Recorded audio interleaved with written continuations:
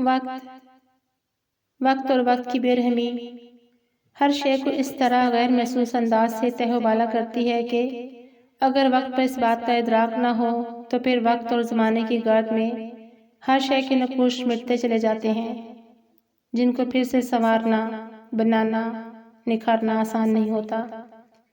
پہلی بات تو یہ کہ کسی چیز کو بھی پھر سے اسی انداز سے بنایا نہیں جا سکتا، اور اگر ایسا ممکن ہو بھی جائے تب بھی اس کے لیے نہ صرف کثیر سرمایہ کی ضرورت ہوتی ہے بلکہ باصلاحیت ہنرمند افراد کو تلاش کرنا بھی ایک کٹھن مرحلہ ہوتا ہے جو اس کو اسی انداز میں نئے سرے سے سنوار سکیں، سجا سکیں، اس کی تزئین و آرائش کر سکیں۔ دیر کرنا یا دیر ہو جانا یہ انسان کی فطرت میں شامل ہے۔ کبھی یہ دیر دانستہ تو کبھی غیر ارادی طور پر بھی ہو جایا کرتی ہے، مگر بعض اوقات اس دیر کے سنگین نقصانات بعد میں ظاہر ہونا شروع ہو جاتے ہیں، اور پھر اس دیر کا مداوع کرنا کچھ آسان نہیں رہتا۔ کچھ ایسے ہی معاملہ راولپنڈی کے اندرون شہر کا ہے۔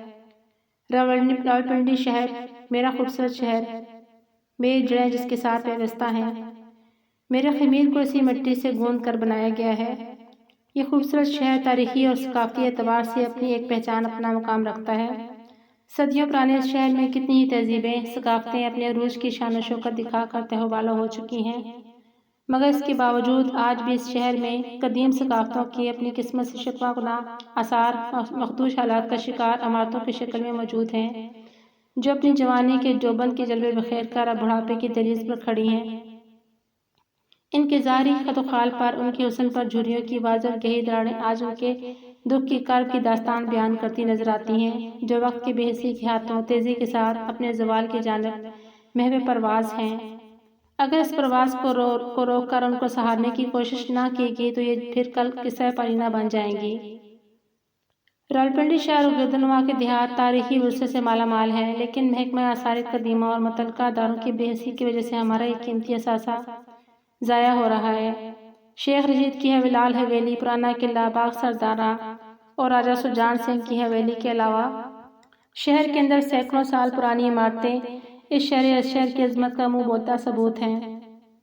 آج اسی ورثے کی ایک خوبصورت شاہکار یادگار حویلی سجان سنگھ حویلی کی کچھ تاریخ آپ کو بتانے جا رہی ہوں، تاکہ میرے مہربان ویورز میرے شہر کی تاریخ، اس کی ثقافت کو جان سکیں، اور ہو سکتا ہے بلکہ ایسا ہی ہوگا کہ بہت سے دوست احباب میری یہ ویڈیو دیکھنے کے بعد اس تاریخی عمارت کو دیکھنے کے لیے اپنا رخت سفر باندھ لیں گے۔ کہا جاتا ہے کہ کرپان سنگھ 1830 میں افغانستان سے ہجرت کر کے راولپنڈی آیا۔ یہاں آ کر اس نے بھاوڑا بازار کی بلند ترین جگہ کو اپنی حویلی کے لیے پسند کیا اور حویلی کی تعمیر کے لیے چھوٹی اینٹ کا انتخاب کیا۔ ماہر معماروں نے بڑی محنت اور لگن سے یہ خوبصورت دیدہ زیب حویلی تعمیر کی۔ کرپان سنگھ نے اپنی وفات سے پہلے حویلی اپنے پوتے موہن سنگھ کو حویلی، جبکہ اس کے سامنے کی زمین سجان سنگھ کو وراثت میں دی۔ سجان سنگھ انگلینڈ سے تعلیم مکمل کر کے آیا تو اس نے اپنے بھائی کے گھر کے سامنے سجان سنگھ حویلی 1893 میں تعمیر کروائی۔ اس کی تعمیر و آرائش پر سجان سنگھ نے پیسہ پانی کی طرح بہایا۔ حویلی کے لیے لوہے کے گارڈر اور دوسرا سامان مٹیریل گلیکسو کمپنی انگلینڈ سے منگوایا، جبکہ لکڑی کا کام دیار اور ساگوان کی قیمتی لکڑی سے کروایا۔ حویلی کی چھتوں پر اس وقت کے معماروں نے جدید دیدہ زیب نقش نگاری کی، جو ایک صدی سے زیادہ عرصہ گزر جانے کے باوجود بھی اپنی زیب و حالی کے باوجود دیکھنے والوں کو دعوت نظارہ دیتی ہے۔ اس 4 منزلہ حویلی میں کم و بیش 50 چھوٹے بڑے کمرے ہیں۔ کہا جاتا ہے کہ اس حویلی میں سازندے ساز چھیڑ کر جہاں حویلی کے در و دیوار اور مکینوں کو محظوظ کرتے تو وہیں مور اپنے خوبصورت پر پھیلا کر جب ناچتے تو اس حویلی کی دلکشی میں 4 چاند لگا دیتے۔ اپنے دور میں جب یہ حویلی اپنے شباب کے جوبن پر تھی تو یہاں ہر طرف روشنیوں کا راج تھا، پھولوں کی مہک اور پرندوں کی سریلی آوازوں کی چہچہاہٹ تھی، مگر یہ اس وقت کی بات ہے جب گھر کے بنانے والے، اسے سنوارنے والے اس میں مقیم تھے، مگر اب یہاں ہر سو اداسی اور ویرانی ناچتی پھرتی ہے۔ وقت کی بے رحم اور سفاک عادت نے اس حویلی کی خوبصورتی پر من و مٹی ڈال دی ہے۔ تقسیم ہند کے بوقت سجان سنگھ کا خاندان بھارت چلا گیا اور بھارت سے ہجرت کر کے آئے مہاجرین نے یہاں ڈیرا ڈال لیا۔ تو یوں سجان سنگھ حویلی کے باقاعدہ زوال کا آغاز شروع ہوا، جس میں وقت کے ساتھ ساتھ اضافہ ہوتا چلا گیا۔